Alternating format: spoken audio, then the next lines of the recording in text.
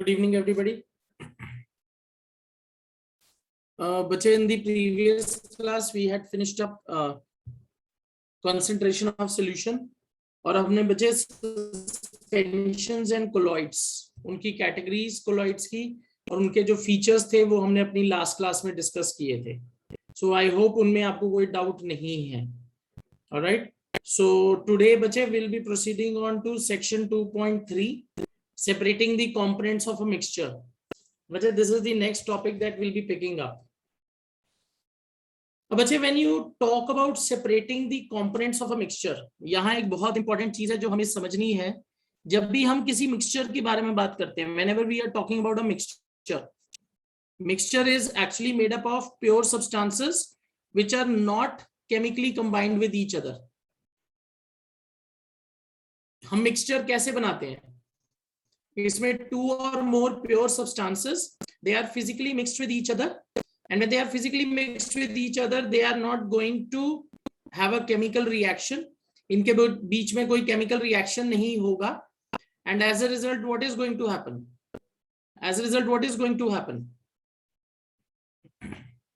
You can easily separate them by means of physical methods. आप इन्हें physical method से easily separate कर सकते हो. पर बच्चे depending on the type of mixture and the nature of its components, आपको डिसाइड करना पड़ेगा which would be the most appropriate technique. All right, depending on nature of components and the mixture, you will decide which technique would be appropriate. Okay, तो बच्चे for example यहाँ आपको जो पहली technique दी हुई है that is evaporative boiling.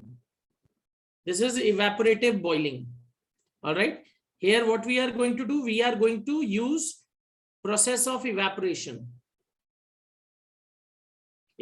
को use करेंगे. अब बच्चे if you think carefully when you talk about evaporative boiling, जब हम इवेपोरेटिव बॉइलिंग की बात करते हैं ये टेक्निक हम कहाँ यूज करेंगे? बच्चे will be using this for a mixture जहां एक कंपोनेंट एटलीस्ट लिक्विड स्टेट में हो और वो जो लिक्विड है वो हीटिंग पे बॉइल हो जाए और किस में कन्वर्ट हो? वेपर में. तो बच्चे when you talk about separation of dyes from blue or black ink, बच्चे when you talk about ink is a mixture of water, okay, water with various types of dyes. इसमें अलग अलग colour की dyes डली होती हैं, उनको mix करके हम इंक बनाते हैं. They are not chemically combined with each other. So बच्चे what we can do is we can heat up ink. इनको हम हीट कर सकते हैं. All right, when you heat up ink, what is going to happen? The water which is present in ink, it will evaporate and it will leave behind dyes on the surface. आपको dyes मिल जाएंगी जो solid form में, powder के form में पीछे रह जाएंगी. Water पूरा evaporate हो जाएगा. तो this is how you can separate different components of the ink with help of evaporation. पर बच्चे इसमें एक बहुत इंपॉर्टेंट चीज है इसका setup. How will we setup the activity? इसके अंदर बच्चे अगर आप ध्यान से देखोगे, we have first placed a beaker. एक बीकर लिया हमने, glass beaker, and we have filled with water. उसके ऊपर एक वॉच ग्लास रखी है. It is again made up of glass and in this watch glass we have placed ink. और बच्चे हीट हम कहाँ दे रहे हैं? हीट हम नीचे बीकर से दे रहे हैं. अब बच्चे can you tell me what is the reason why you are not using direct heat? Why are you using indirect heat? क्यों हम डायरेक्ट हीटिंग नहीं कर रहे हैं इनकी, इनडायरेक्ट हीटिंग क्यों कर रहे हैं? इसके पीछे क्या रीजन है? Anybody? Okay, Ritinjay is saying it will destroy the dye. Okay. Aji Ritinjay. Yes sir, because it can destroy the ink or dye of the solution. Okay. अगर आप बच्चे इंक को डायरेक्टली हीट करोगे तो क्या होगा? Water पे evaporate हो जाएगा. पर बच्चे उस प्रोसेस में क्या होगा? What is going to happen? Due to excessive heat आपके जो डाई के पार्टिकल्स हैं वो खराब हो जाएंगे. They will decompose. This is the reason we will use indirect heating. और बच्चे ये जो सेटअप है जहां बीकर हमने लिया है, ओके, बीकर लिया है, वाटर भरा है, उसके ऊपर वॉच ग्लास रखा है, इस सेटअप को हम कहते हैं water bath. What is this setup known as water bath? इसमें आप इनडायरेक्ट हीटिंग दे रहे हो, नॉट डायरेक्ट। इनडायरेक्ट हीटिंग कैसे बच्चे? When you are heating water, water is going to convert into steam and this steam is going to strike the watch glass. Once it strikes the watch glass, वहां heat transfer होगी और आपकी जो ink है उसके अंदर जो volatile component है, which is the volatile component, ink के अंदर वॉलेटाइल कंपोनेंट कौन सा है? वाटर। इंक के अंदर वॉलेटाइल कंपोनेंट क्या है? वाटर। हीटिंग पे ये जो वॉलेटाइल कंपोनेंट है वाटर, इट विल इवेपोरेट और आपके पास वॉच ग्लास में क्या बच जाएगा? Non volatile substance.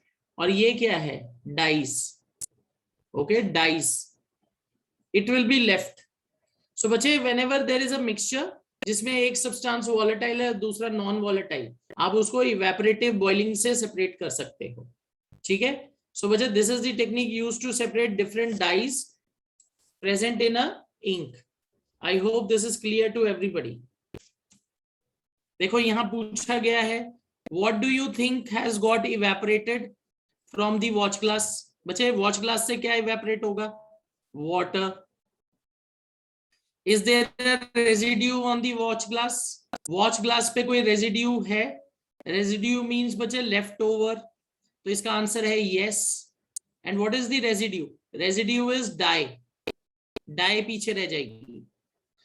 What is your interpretation? Is ink a single substance or is it a mixture? तो बच्चे हमारा आंसर क्या होगा? It is a mixture. क्योंकि with help of simple physical techniques, that is evaporative boiling, हम क्या कर पाए? वाटर और उसके अंदर जो डाइज हैं उनको सेपरेट कर पाए। So ink is not a pure substance, it is a mixture.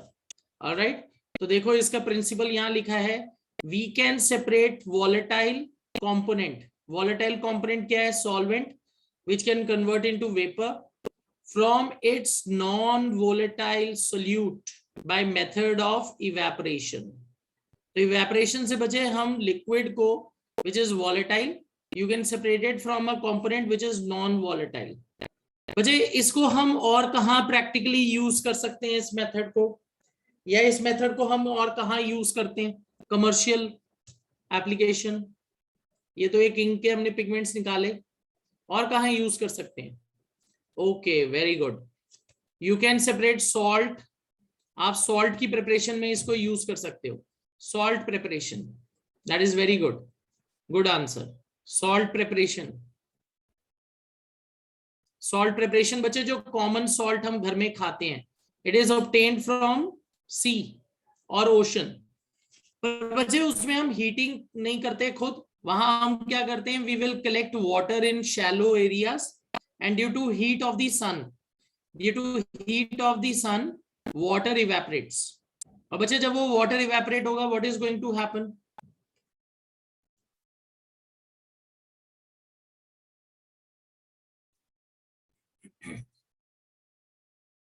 जब वो वाटर इवेपोरेट होगा तो पीछे क्या लेफ्ट बिहाइंड रह जाएगा?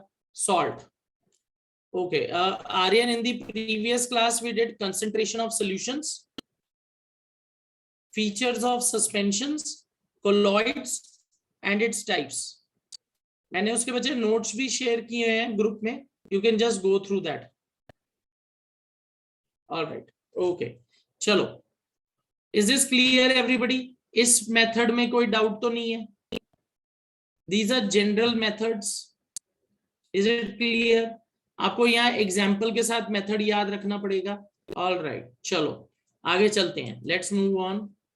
बच्चे, next is how can we separate cream from milk?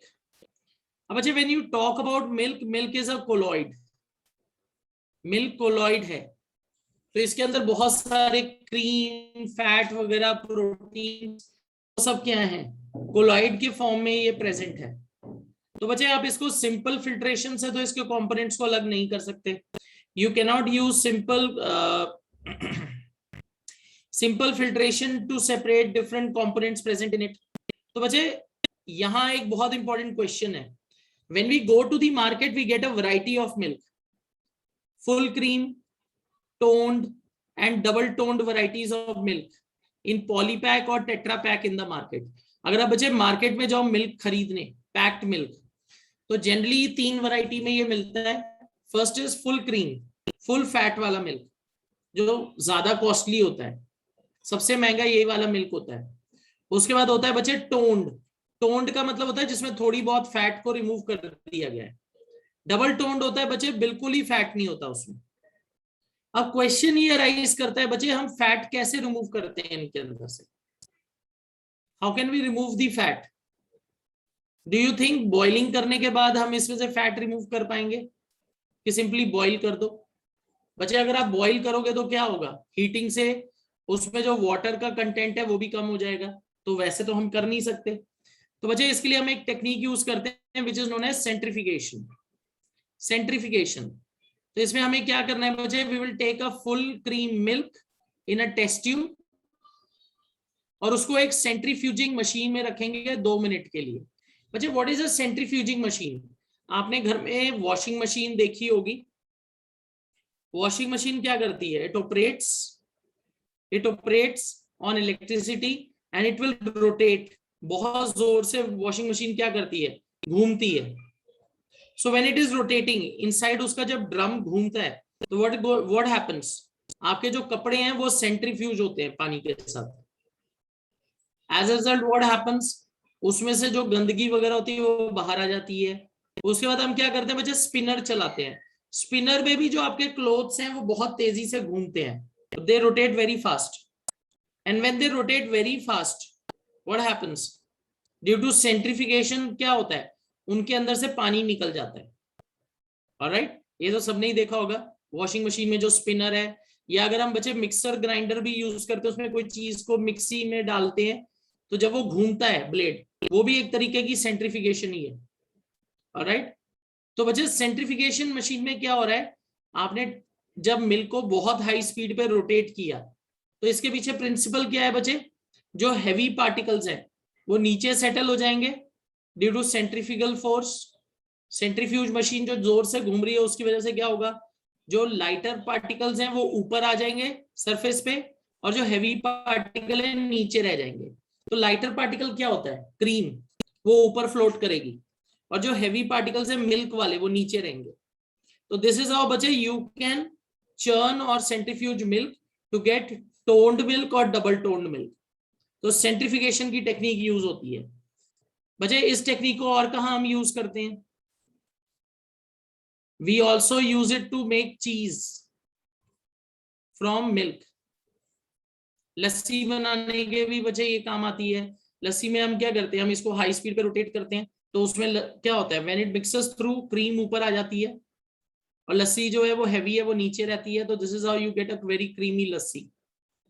ठीक है, तो इसमें कौन सी टेक्निक यूज हुई है? Centrifugation. Centrifugation is clear? Okay, so separation of cream from milk, centrifugation. Washing machine में कौन सी टेक्निक है? वॉशिंग मशीन में कौन सी टेक्निक है? सेंट्रीफिकेशन. ऑलराइट, अब बच्चे ये तो हम इसके कुछ common you can say utilities देख रहे हैं. When you talk about commercial applications, इसको हम कहाँ देखते हैं बच्चे? We are using it this in diagnostic laboratories. बच्चे what are diagnostic laboratories? Medical laboratories जहां बच्चे ब्लड यूरिन टेस्ट वगैरह होते हैं तो वहां हम सेंट्रीफ्यूज मशीन यूज करते हैं. बच्चे if you talk about a centrifuge machine, washing machine की तरह ही होती है पर इतनी बड़ी नहीं है, इसका साइज छोटा होता है. उसके अंदर बच्चे स्पेसेस होती हैं जहां पर्टिकुलर टेस्ट ट्यूब में आपने जो सैंपल डाला है उसको भर के उसके अंदर रखते हो और जब वो बहुत हाई स्पीड पे रोटेट करता है तो क्या होता है, जो हैवी पार्टिकल्स हैं वो टेस्ट ट्यूब के नीचे आ जाते हैं. पर बच्चे जो लाइटर पार्टिकल्स हैं जैसे क्रीम वगैरह, या अगर आप ब्लड या यूरिन टेस्ट कर रहे हो तो उसमें क्या होगा, सेल्स होंगे. सेल्स हैवी होते हैं, वो नीचे सेटल हो जाएंगे. जो लिक्विड पोर्शन है ब्लड का, प्लाज्मा क्लियर पोर्शन, वो ऊपर आ जाता है. तो this is how centrifugation works. It is also use in dairies, इसको डेयरी में यूज करेंगे।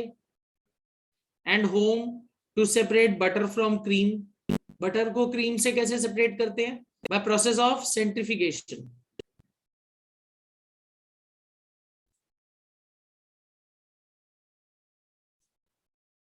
ऑलराइट, फिर देखो ये टेक्निक कहाँ यूज हो रही है? Washing machine to squeeze out water from wait clothes. ठीक है बच्चे, इज दिस क्लियर एवरीबॉडी? ये तीनों टेक्निक्स क्लियर है? सॉरी, तीनों यूजर्स क्लियर है? तो सेंट्रिफिकेशन में आपको याद रखना है कि हम बहुत हाई स्पीड पे लिक्विड को रोटेट करेंगे। Alright, let's move on. बच्चे next technique is separating a mixture of two immiscible liquids. अब बच्चे when you talk about miscible और इमिसिबल लिक्विड्स, मिसिबल लिक्विड्स कौन से होते हैं? Miscible, they are liquids which completely mix with each other, liquids which mix with each other.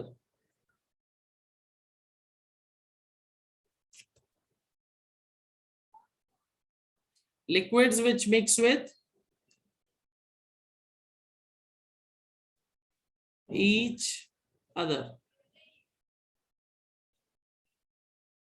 ठीक है, ये वो लिक्विड्स हैं बच्चे जो एक दूसरे के साथ कंप्लीटली मिक्स हो जाते हैं। तो बच्चे इसमें आप एग्जांपल लिख सकते हो, let's say alcohol in water, they completely mix in each other.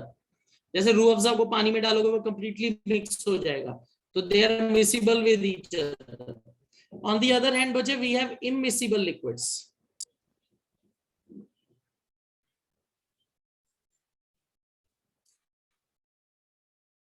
अब बच्चे इमिसिबल लिक्विड्स को कैसे डिफाइन करेंगे?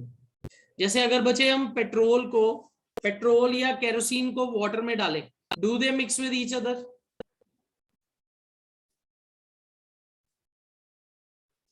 Petrol with kerosene, do they mix with each other?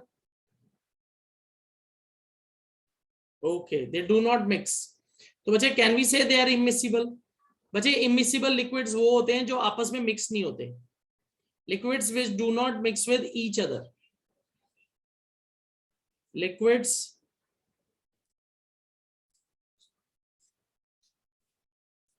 which do not mix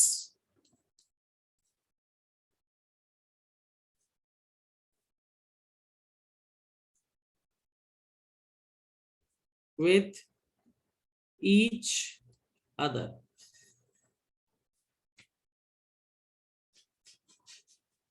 ठीक है, ये एक दूसरे के साथ बिल्कुल भी मिक्स नहीं होते।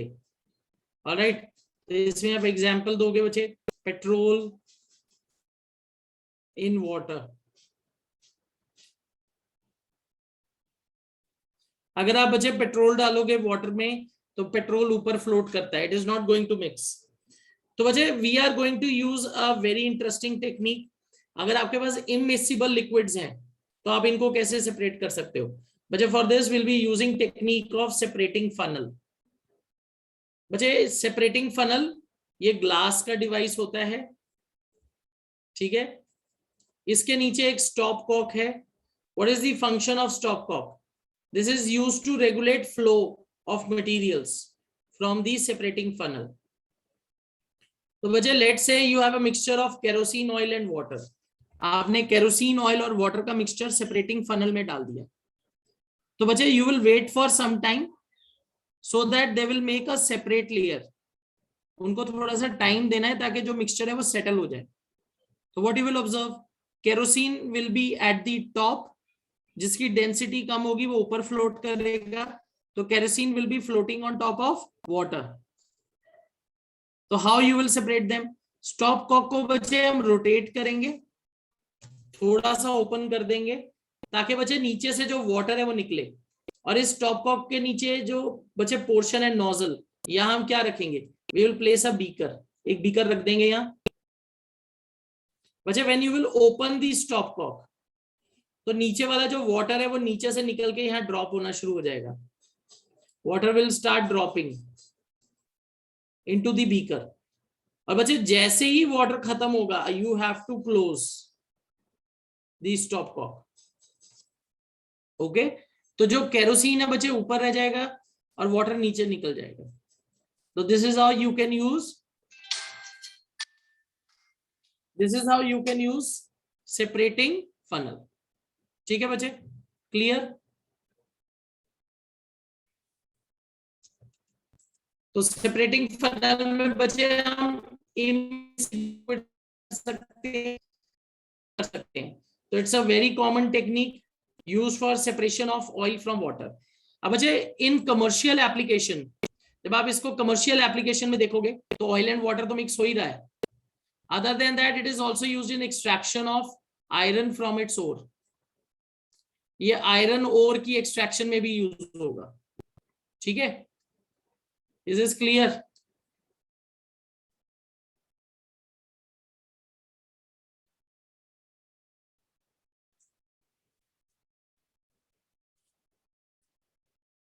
हाँ जी नितिन जी. सर आयरन और जो आयरन से निकालते हैं सर, वो आयरन लिक्विड में होता है क्या सर? देखो बच्चे, जब आप आयरन को उसके ओर से ऑब्टेन करना चाहते हैं तो हम क्या करते हैं, we will take the ore. Ore is a chemical compound, उसके अंदर बहुत सारी इंप्योरिटीज भी होंगी. हम क्या करते हैं, उसको मेल्ट करते हैं हीट करके. उसके बाद बच्चे जब आयरन जब बनेगा आपका, उसको हम रिड्यूस करेंगे हाइड्रोजन के साथ ताकि ऑक्सीजन रिमूव हो जाए. Once that is done you will get molten iron. अब इस मोल्टन आयरन के ऊपर बच्चे आपको इंप्योरिटीज भी मिलती हैं, which should be in the form of slag. Slag आप कह सकते हो जैसे क्ले पार्टिकल्स होते हैं ना, वैसे होते हैं. तो किसी भी आयरन के, मोल्टन आयरन के सरफेस पे आपको स्लैग दिखाई देगा. तो स्लैग एक इंप्योरिटी है, उसको कैसे रिमूव करते हैं? It is removed by separating funnel. तो सेपरेटिंग फनल इसके अंदर कैसे यूज होती है बच्चे? इसके अंदर एक फर्नेस है, फर्नेस के नीचे से ओपन करने की जगह होती है. तो जब मोल्टन आयरन विद स्लैग बन जाएगा तो हम नीचे से क्या करेंगे, वो आउटलेट खोलेंगे, आयरन नीचे ड्रॉप हो जाएगा और स्लैग ऊपर ट्रैप हो जाएगा. Is this clear? Yes sir. Okay sir. So say हाँ जी. तो बच्चे इस टेक्निक को हम यूज कर सकते हैं to separate immiscible liquids, immiscible liquids that separate out in layers depending on their densities. तो बच्चे ये टेक्निक उन्हीं के लिए यूजफुल है जहां लिक्विड्स आपस में मिक्स नहीं हो रहे, इमिसिबल. सेकेंडली उनकी डेंसिटी में भी फर्क है, तो एक लेयर दूसरी लेयर पे फ्लोट कर रही है. ठीक है बच्चे?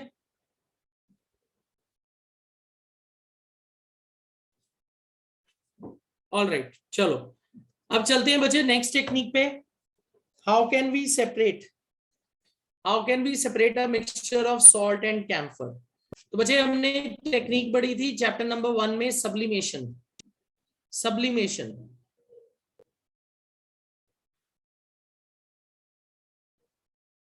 Alright. What is sublimation? Sublimation को हम कैसे डिफाइन करते हैं बच्चे? ये प्रोसेस हमें कहां देखने को मिलेगा? सब्सटेंसेस सच एज नैप्थलीन और अमोनियम क्लोराइड. बच्चे कुछ सब्सटेंसेस ऐसे होते हैं जब आप उन्हें हीट करो वो लिक्विड स्टेट में नहीं जाएंगे, वो डायरेक्टली गैसियस स्टेट में कन्वर्ट हो जाते हैं, वेपर्स में. इन सब्सटेंसेस को हम क्या कहते हैं? sublime substances, substances which can undergo sublimation. ठीक है, तो सब्लिमेशन टेक्निक बच्चे हम कहाँ यूज करेंगे? जहां हमें पता है कोई एक ऐसा सब्सटेंस है जिसमें ये प्रॉपर्टी है कि वो डायरेक्टली गैस में कन्वर्ट हो जाए. ओके, सो सब्लिमेशन में क्या हो रहा है? Solid is directly converted into gas. Sublimation, process of heating,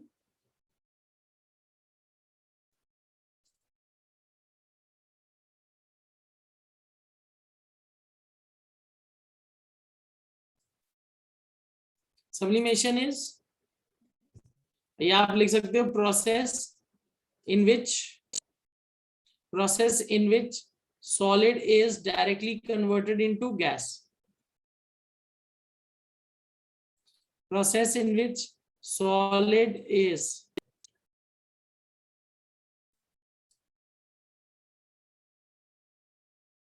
directly process in which solid is directly converted into gas.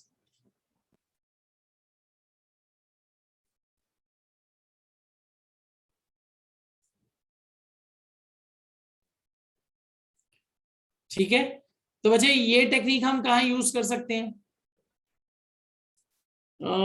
Alcohol बच्चे सब्लिमेशन नहीं कहोगे आप, अल्कोहल तो ऑलरेडी ये लिक्विड स्टेट में है। बच्चे सॉलिड टू गैस होना चाहिए डायरेक्ट, लिक्विड टू गैस नहीं, सॉलिड टू गैस। तो इसमें बच्चे कॉमन एग्जांपल है ammonium chloride. There are many substances solids which undergo sublimation, जिसमें है बच्चे अमोनियम क्लोराइड, नैप्थलीन, एंथ्रासिन। तो बच्चे if you have a mixture, let's say you have a mixture of ammonium chloride plus sand, तो इसको हम कैसे अलग कर सकते हैं? By process of sublimation. इसके लिए बच्चे हम सेटअप कैसे बनाएंगे? Setup is shown in the NCERT book. आप एक कॉनिकल फ्लास्क लेंगे, you will take a conical flask, इसके माउथ को बच्चे ब्लॉक करेंगे, ओपनिंग को ब्लॉक कर देंगे कॉटन प्लग से, ताकि जो हम सब्लिमेशन का प्रोसेस कर रहे हैं तो उसमें जो गैसेस बन रही है वो डायरेक्टली एस्केप ना हो जाए। Then what you will do, you will take a mixture of camphor and salt. आप मिक्सचर लोगे कैम्फर और सॉल्ट का, चाइना डिश में रखा और उसको हीट करोगे। तो बच्चे what you will notice, as camphor will absorb heat, it will rise in the form of vapours. अब बच्चे जब ये वेपर स्ट्राइक करेंगे कोल्ड सरफेस पे, ये कॉनिकल फ्लास्क की कोल्ड सरफेसेस है, जब ये यहां स्ट्राइक करेंगे what is going to happen, they are going to get converted back into solid form. Sublimation जो है रिवर्स हो जाएगी। Okay, gas will be converted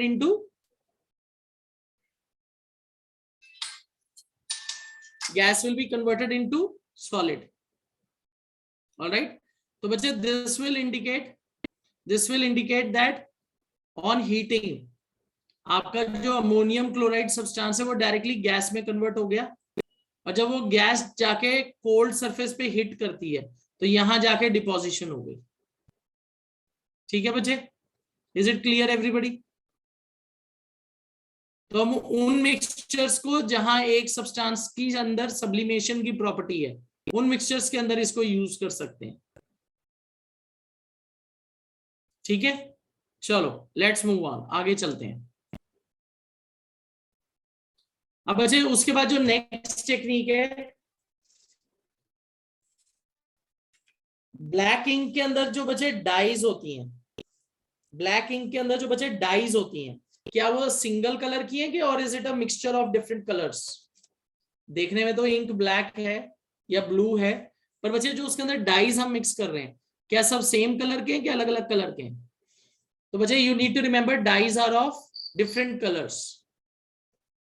पर बच्चे यहाँ एक बहुत इंपॉर्टेंट चीज है जो हमें याद रखनी है कि अगर हम इवेपोरेटिव बॉइलिंग करते हैं इंक की, तो will you get separate dyes और सिंगल मिक्सचर ऑफ डाइज?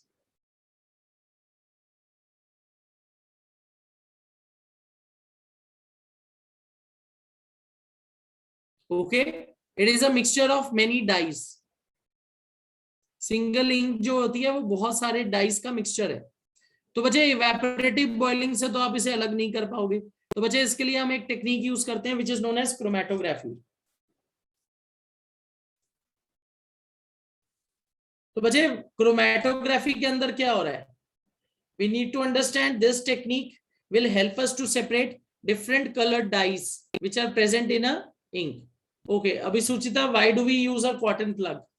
ध्यान से सोचो, अगर बच्चे आपने ये कॉटन प्लग नहीं लगाई तो क्या होगा, आपके सारे जो अमोनियम क्लोराइड के वेपर हैं वो बाहर निकल जाएंगे।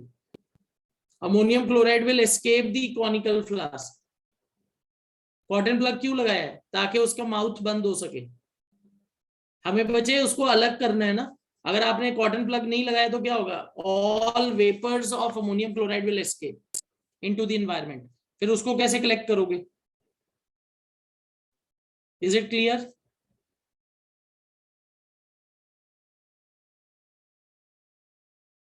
देखो बच्चे, आपको माउथ बंद करना है कॉटन प्लग तो इजीली है, कॉटन तो इजीली मिल जाती है, उसको ब्लॉक कर दो। अगर आपके पास और कोई तरीका है उसको ब्लॉक करने का तो वो भी आप कर सकते हो, यू कैन यूज दैट। ठीक है सुचिता, क्लियर? ऑलराइट, ठीक है, चलो अब बच्चे let's move to chromatography technique. तो बच्चे when you talk about chromatography technique, this technique, इसका जो मीनिंग है किससे डिराइव किया गया? Chroma in Greek it means colour. तो बच्चे how this technique works is we will be using different colours to separate.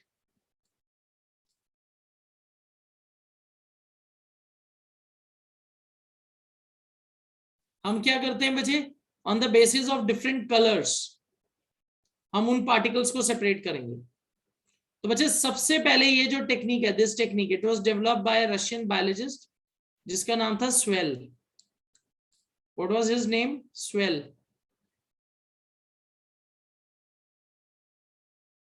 Okay, so swell used this technique for the first time.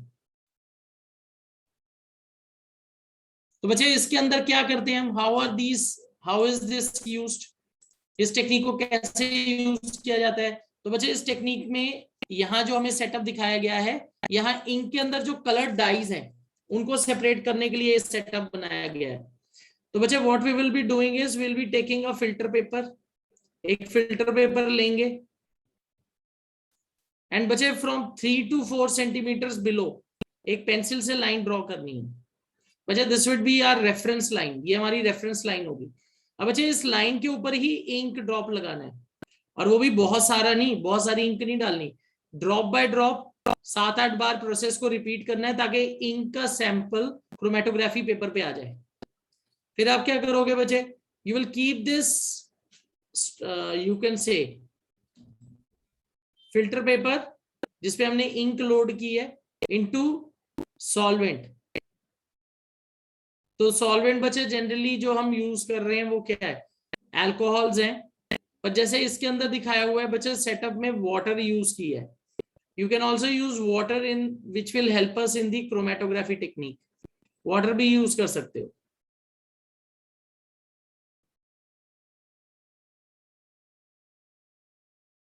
ठीक है, तो जब वाटर बचे इस फिल्टर पेपर के through pass होगा तो what is going to happen, जैसे जैसे वाटर पास होगा ऊपर तो बच्चे वाटर के साथ साथ क्या सेपरेट होने शुरू हो जाएंगे, different dyes according to their colours. और बच्चे जिसका साइज बड़ा होगा वो सबसे नीचे रह जाएगा बैंड, और जिसका कलर थोड़ा सा, जिसका कलर बचे लाइटर पार्टिकल्स की वजह से है वो ऊपर राइज करेंगे, they will reach the top. ठीक है, तो बच्चे this is how chromatography is used. बच्चे ये टेक्निक सबसे पहले कहाँ यूज हुई थी, देखो it was used in biology में यूज हुई थी, to separate pigments from natural colours. जैसे बच्चे क्लोरोफिल है, क्लोरोफिल है, क्लोरोफिल के अंदर अलग अलग पिगमेंट्स होते हैं जिनको हम क्रोमेटोग्राफी टेक्निक से अलग कर सकते हैं। Then you can also use it to separate different colours in a dye. बच्चे इसका एक और बहुत इंपॉर्टेंट यूज है फोरेंसिक साइंस में। Forensic science is science which deals with crime. तो बच्चे इफ इट इज सस्पेक्टेड कि पेशेंट जो है उसके ब्लड में ड्रग्स की बहुत सारी माइन्यूट क्वांटिटी है और उसको अगर हमें सेपरेट करना है तो हम कौन सी टेक्निक यूज करेंगे, क्रोमेटोग्राफी।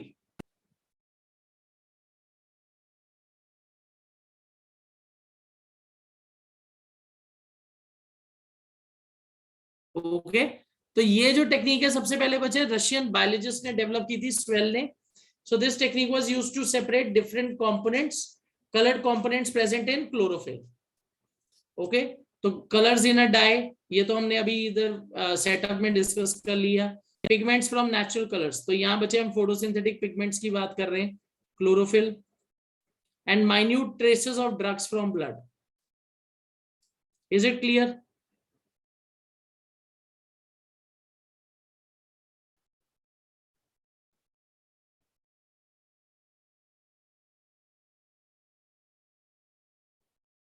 ऑलराइट,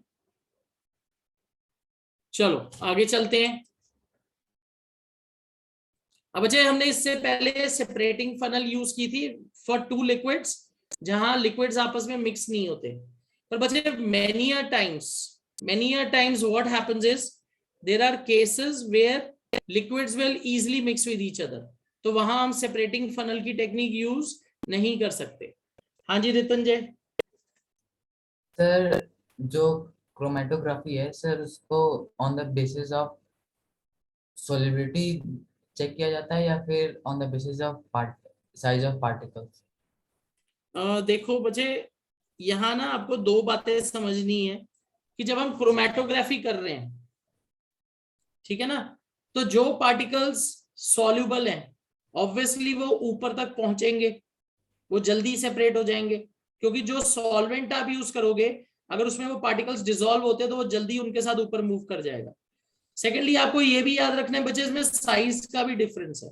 सॉल्युबिलिटी तो एक रोल प्ले कर ही रही है, साइज का भी डिफरेंस है। जो पार्टिकल्स हैवी हैं वो नीचे रह जाएंगे, जो लाइटर पार्टिकल्स हैं वो बैंड में ऊपर मूव कर जाएंगे। Clear Ritanjay? Yes, okay sir. तो you can say differential solubility है, उसी के बेसिस पे इसको सेपरेट कर रहे हैं। पर बच्चे साइज का भी तो रोल है ना, जो हैवी पार्टिकल्स हैं वो नीचे रह जाएंगे। Alright, okay sir. ऑलराइट। हाँ जी अभी Suchita. Good evening sir. Good evening बेटा। सर मेरा क्वेश्चन था कि सर जैसे हमने सर जो ड्रग्स को सब ब्लड से अलग करना था तो उसके लिए सर हमने सर क्रोमेटोग्राफी यूज किया। तो सर सेंटिफिकेशन में भी तो सर जो हमारा जो लाइटर पार्ट होता है सर वो ऊपर आ जाता है और जो हमारा हैवियर पार्ट होता है सर वो नीचे आ जाता है, तो उसको सर ब्लड सर ड्रग्स को ब्लड से अलग करने के लिए नहीं यूज कर सकते? देखो बच्चे, हमें ये समझनी है बात कि सेंट्रिफिकेशन में जो कंपोनेंट हम सेपरेट कर रहे हैं उनकी क्वांटिटी भी तो ज्यादा है ना। ड्रग्स हम ब्लड से सेपरेट करना चाह रहे हैं तो बच्चे जनरली वो बहुत कम क्वांटिटी में प्रेजेंट होंगे। तो क्रोमेटोग्राफी से हम क्या करेंगे, अगर उनका में एक पार्टिकल का थोड़ा सा ट्रेस भी मिल गया तो हम उसे टेस्ट करके फिर पता कर सकते हैं कि कौन सा केमिकल है। That is something which will not be possible in सेंट्रिफिकेशन। ठीक है, तो सेंट्रिफिकेशन में जब आप उसे घुमाओगे ब्लड को तो बच्चे प्रोटीन्स वगैरह अलग हो जाएंगे, सेल अलग हो जाएंगे, दैट विल हैपन। ठीक है, पर जो ड्रग है बच्चे वो तो सॉल्युबल है ना, वो तो सॉल्युबिलिटी है उसकी ब्लड प्लाज्मा में, वो तो डिसॉल्व रहेगा। Yes sir. तो फिर इसलिए उसमें क्रोमेटोग्राफी टेक्निक यूज करनी है। Okay sir.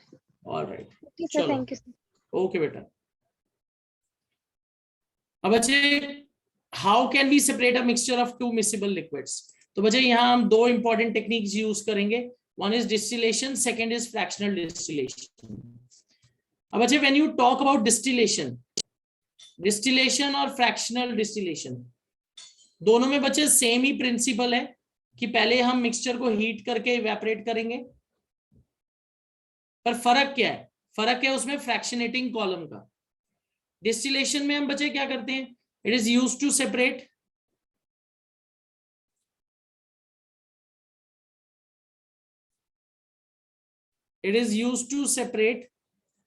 a mixture of two or more miscible liquids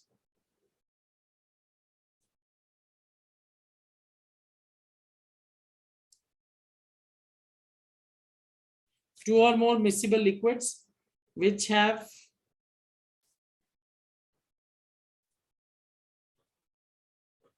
boiling point difference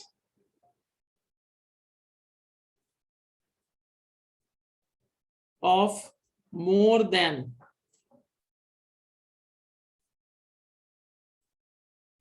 बच्चे you need to remember कि ये टेक्निक तभी यूज हो पाएगी अगर बॉइलिंग पॉइंट का जो डिफरेंस है लिक्विड्स के बीच में वो 25 डिग्री सेल्सियस से ज्यादा है। और बच्चे we should also make sure जो लिक्विड है वो हीट सेंसिटिव नहीं होना चाहिए। अगर हीट सेंसिटिव है तो बच्चे वो डिकम्पोज हो जाएगा, तो then we will not be able to separate it. ठीक है, तो डिस्टिलेशन का प्रोसेस कहाँ यूज होगा बच्चे? जहां लिक्विड, जो दो मिक्सिबल लिक्विड्स हैं उनके बीच में बॉइलिंग पॉइंट का डिफरेंस 25 डिग्री सेल्सियस से ज्यादा है। You can write 25 kelvin also, it will mean one and the same thing. जैसे 0 डिग्री सेल्सियस है 273 केल्विन, तो अगर कोई बच्चे लिक्विड 25 डिग्री सेल्सियस पे है और दूसरा 50 बॉइलिंग पॉइंट पे है, तो उसे केल्विन में भी करोगे तब भी उसके बीच में उतना ही डिफरेंस रहेगा। तो 25 केल्विन ऑल्सो, ये भी लिख सकते हो आप, 25 डिग्री सेल्सियस और 25 केल्विन दोनों लिख सकते हो, बोथ आर करेक्ट। ठीक है, क्लियर?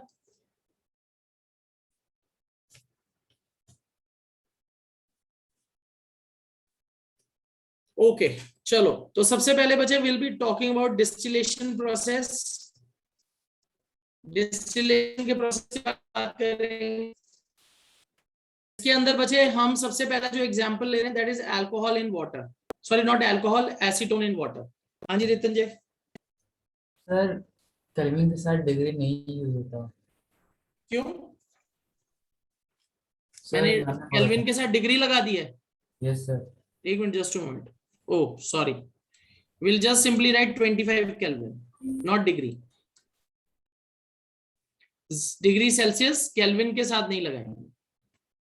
ऑल राइट, चलो let's see the setup for distillation. तो यहां हम क्या सेपरेट करने की कोशिश कर रहे हैं? We are trying to separate acetone plus water, acetone plus water. तो बच्चे acetone has a boiling point of about 52 degree Celsius और वाटर का जो बॉइलिंग पॉइंट है वो 100 डिग्री सेल्सियस है। तो बच्चे इनके बीच में जो बॉइलिंग पॉइंट डिफरेंस है it is about 48 degree Celsius, that is way beyond 25 degree Celsius, 25 degree से बहुत ज्यादा है। तो बच्चे आप सिंपली डिस्टिलेशन का प्रोसेस यूज कर सकते हो। अगर boiling point difference 25 degree Celsius से कम होता फिर डिस्टिलेशन हम यूज नहीं कर पाएंगे। तो बच्चे इसके अंदर ये हमारा सेटअप है। What is the setup? We have a distillation flask which is generally a round bottom flask. ऊपर बच्चे हमने यहाँ कॉर्क लगाया है, कॉर्क के बीच में थर्मोमीटर है, थर्मोमीटर से हमें टेम्परेचर का पता लगेगा। Then there is a opening which leads into condenser. बच्चे what is the role of condenser? When you heat the liquid mixture बच्चे वेपर बनेंगे, these vapors will reach the condenser.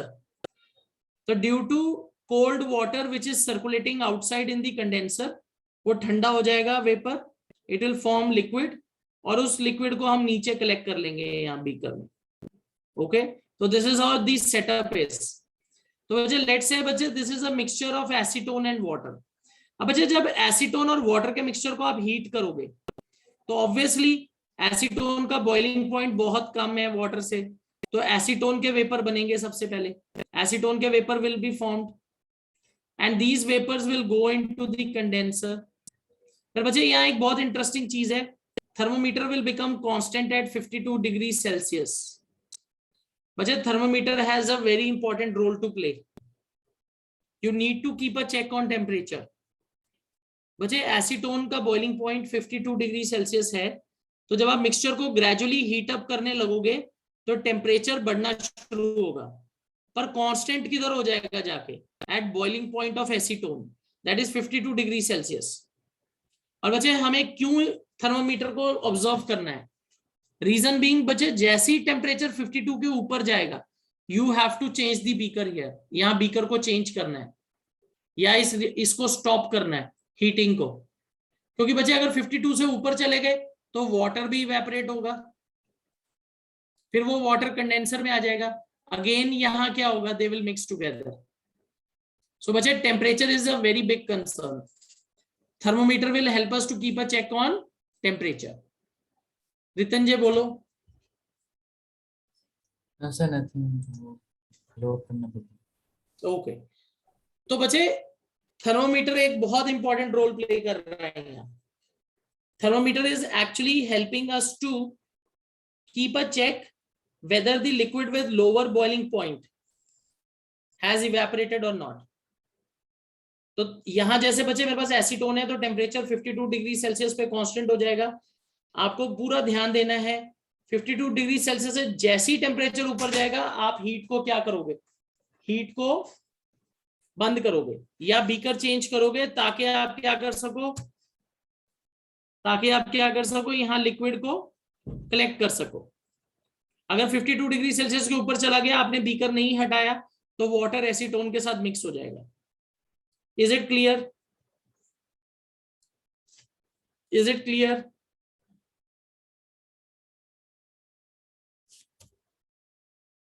हाँ जी, अभी सुचिता। सर यहाँ पे सर हम टू मैसिबल लिक्विड्स को सर सेपरेट करें तो उसमें सर 25 डिग्री का क्यों डिफरेंस होना चाहिए? बच्चे देखो, जब भी आपने सिंपल डिस्टिलेशन यूज करनी है ना, तो सिंपल डिस्टिलेशन के अंदर एटलीस्ट जो दो लिक्विड मिक्सचर्स हैं, जैसे मैंने यहाँ एसीटोन और वाटर लिया है, उनके बीच में 25 डिग्री सेल्सियस का डिफरेंस तो होना ही चाहिए मिनिमम। अगर बच्चे 25 डिग्री सेल्सियस से कम होगा तो क्या होगा, जब आप बच्चे लिक्विड मिक्सचर को हीट करोगे तो इवेपोरेशन भी तो होती है ना बेटा।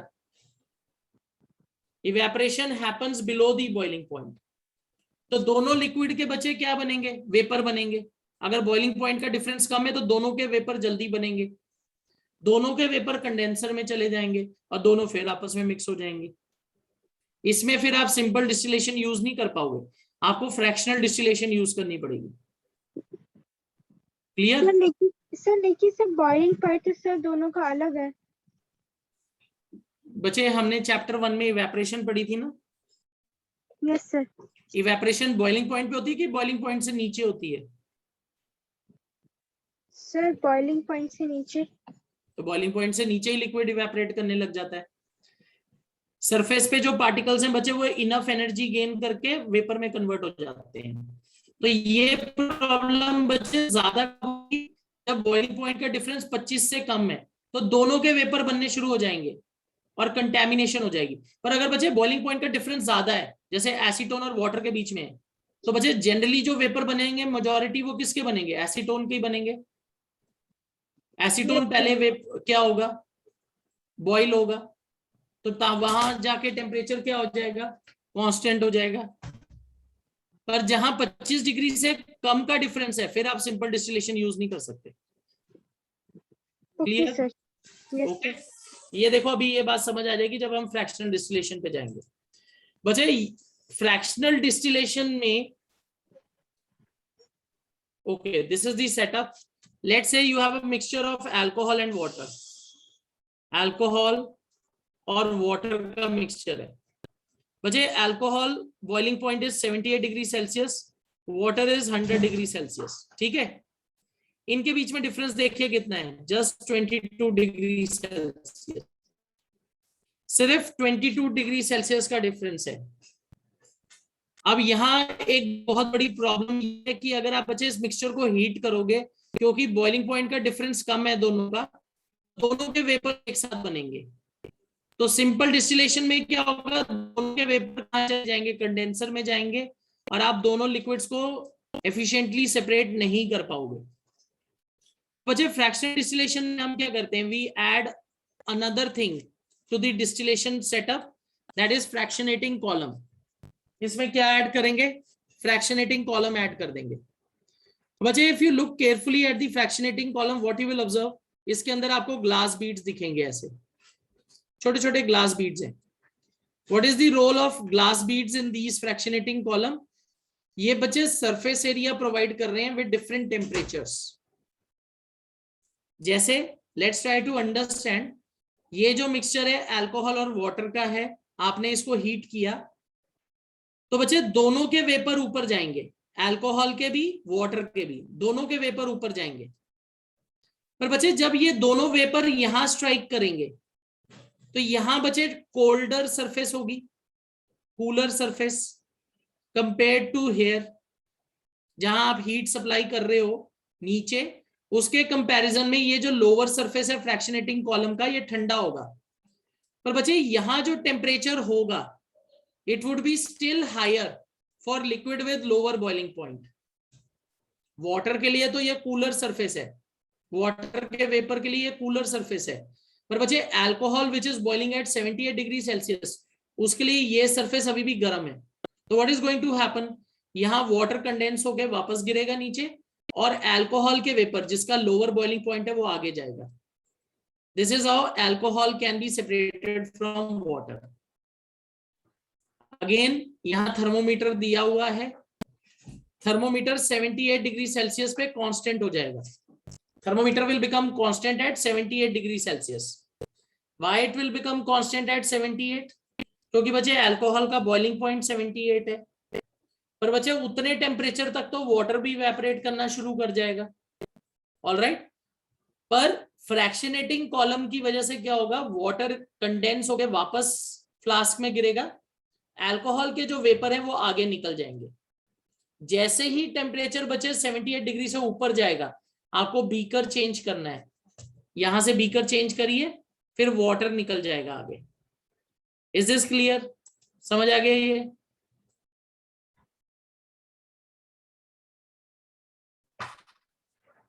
तो आपको ये चीज समझनी है कि जो फ्रैक्शनेटिंग कॉलम के अंदर बीड्स है, उस पे बार बार वेपर आके टकराएंगे, ठंडे होके वापस गिरेंगे लिक्विड की फॉर्म में. पर जैसे जैसे प्रोसेस आगे बढ़ेगा, बीड्स, जो फ्रैक्शनेटिंग कॉलम के बीड्स हैं, उनका टेम्परेचर भी बढ़ना शुरू होगा, क्योंकि बच्चे वेपर अपनी हीट वहां छोड़ेंगे. तो liquid with lower boiling point, उसके वेपर जब वहां टकराएंगे तो वो आगे निकल जाएंगे, क्योंकि उसके लिए वो टेम्परेचर ज्यादा होगा. क्योंकि बच्चे ग्रेजुअली धीरे धीरे टेम्परेचर बढ़ेगा, तो एथेनॉल के वेपर्स के लिए वो टेम्परेचर ज्यादा होगा, वो आगे निकल जाएंगे. पर बच्चे वाटर का जो वेपर का बॉइलिंग पॉइंट है, दैट इज 100 डिग्री सेल्सियस, वो कंडेंस हो गए वापस गिर जाएंगे. तो this is how you can separate. Yes, okay Ritanjay, you are absolutely right. ये जो प्रोसेस है बच्चे हम कहाँ यूज करते हैं? It is also use in fractional distillation of petroleum. Petroleum refinery में ये मेथड यूज करते हैं. Absolutely right. और कहाँ यूज करते हैं? देखो आगे हम एक टेक्निक करेंगे, नॉट टुडे, आज तो नहीं करेंगे, नेक्स्ट सेशन में बच्चे इसको पिकअप करेंगे. Will be picking up separation of different components of air. Air is a mixture of gases. इसके अंदर बच्चे आप जो अलग अलग कंपोनेंट्स हैं उनको कैसे सेपरेट कर सकते हो? Bye process of fractional distillation, क्योंकि सबका बॉइलिंग पॉइंट अलग है. ऑलराइट, तो वहां हम इसको देखेंगे कि ये प्रोसेस कैसे यूज होता है. Alright, so fractional distillation, it can be used in commercial separation of different components of petroleum. It is also used in fractional distillation of air. Air के components को separate करने के लिए भी अलग होते हैं. Is it clear everybody? Fractional distillation सबको समझ आ गया?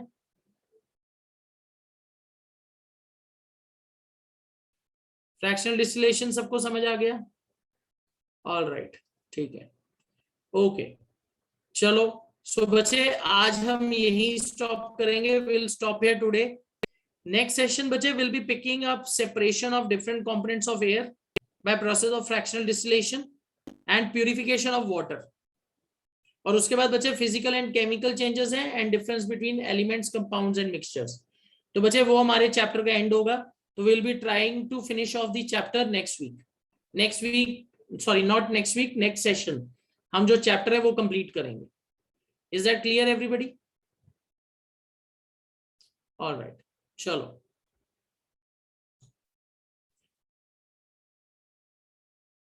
Just a moment.